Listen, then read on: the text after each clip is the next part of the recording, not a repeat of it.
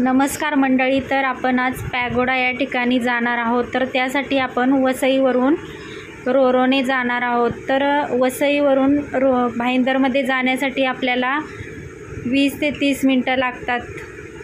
तर आपण वसई ते भाईंदर समुद्रामध्ये रोरोची नवीन सुविधा सुरू झालेली आहे। तर आज आपण त्याचा अनुभव घेणार आहोत आणि एन्जॉय करणार आहोत।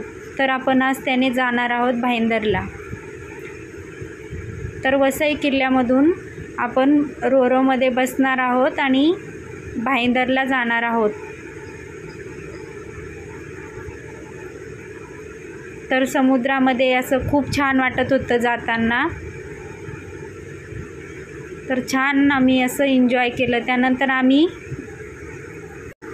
भाईंदरमधून पागोडा जाण्यासाठी बस पकडली आणि तिकडे आम्ही पोहोचलो।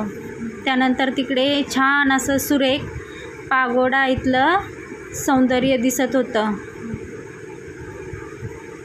तर इकडे खूप सुंदर अशा कलाकृती छान असं वाटत होतं। तर तिकडे खूप शांत आणि छान असं निसर्गरम्य व छान असं कलाकृतींनी छान असं वाटत होतं। तर तिकडे खूप मोठी अशी घंटा होती। त्यानंतर असं उंच असं शिखर होतं। तर छान असं डेकोरेट केलेलं होतं। कलर एकदम छान असा चमकत होता। तर छान असं वाटत होतं तिकडे। तर खूप छान आतमध्ये खूप छान वाटत होतं। तर तिकडे खूप अशा कलाकृती छान आणि छान असं मूर्ती वगैरे होत्या। तर तो परिसर खूप सुंदर वाटत होता आणि ते मंदिर खूप छान वाटत होतं। तिकडे गौतम बुद्धाची मूर्ती होती।